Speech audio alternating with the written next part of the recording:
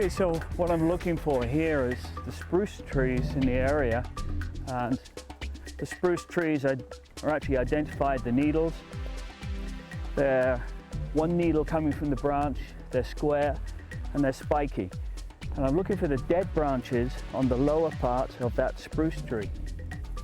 So these dead branches on the bottom of the spruce tree are just perfect to gather, and in a thick spruce forest they take up to 16 hours within torrential rain to actually get wet.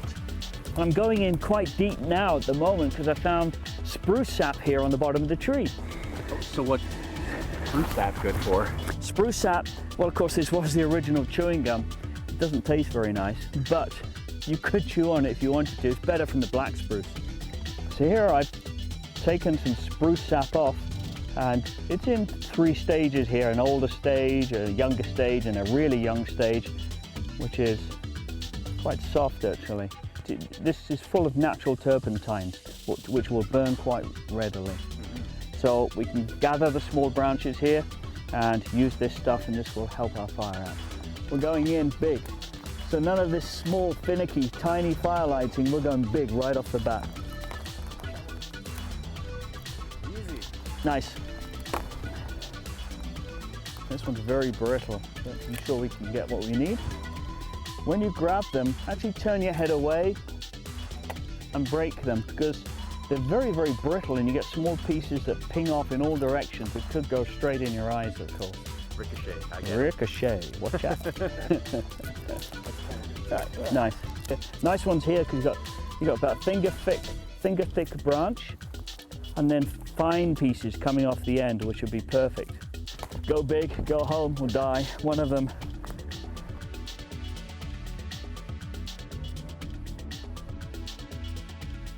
I like that very much. Just pick that up. Utilize whatever you find in the bush. Improvise, adapt, and overcome. And here we have pine tree, different from the spruce. Spruce needles, one coming from the branch.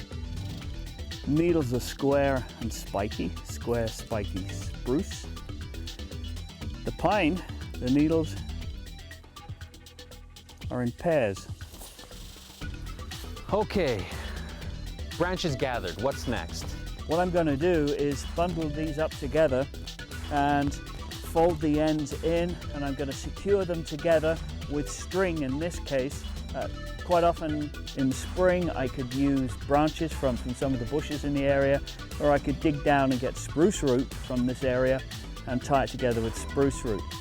So the matchstick kindling here will grab the flames and transfer the flames to the finger thick branches, which will burn quite fiercely, and then we can put the thicker branches on behind you and just get bigger and bigger.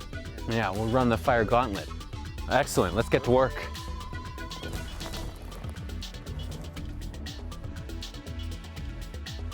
Okay, stuff some grass. Whatever you fancy. Hang on, I'll show you where to put it. So here I've got a natural hole appearing there. So I can put that in there. Not too tightly, want the air to get in there. What next? Oh, birch bark, cotton wool. Let's just go big for this. So my knife here has got a very sharp back to it.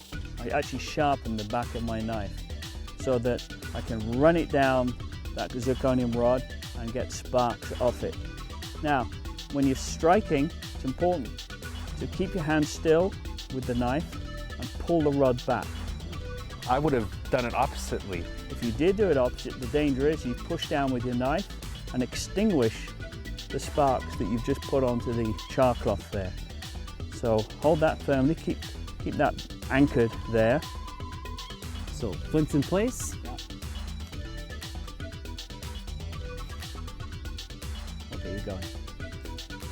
So it's glowing in a few areas here, so yeah, pass me the knife back. So secure all your fire lighting equipment first so you don't lose it. It's a bad thing to do.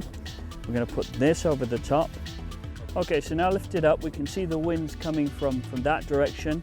So let the wind blow into there, and you can also hold that up and blow into it as well.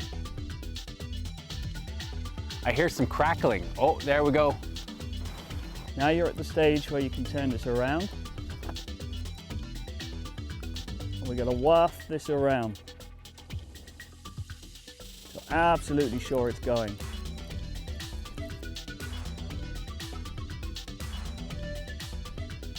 Okay, that's going nicely. Now we can bring some of the other stuff over. I'm going to just lay this lengthways. And then we could just keep going, putting these bigger ones on. And then we can put even bigger branches on.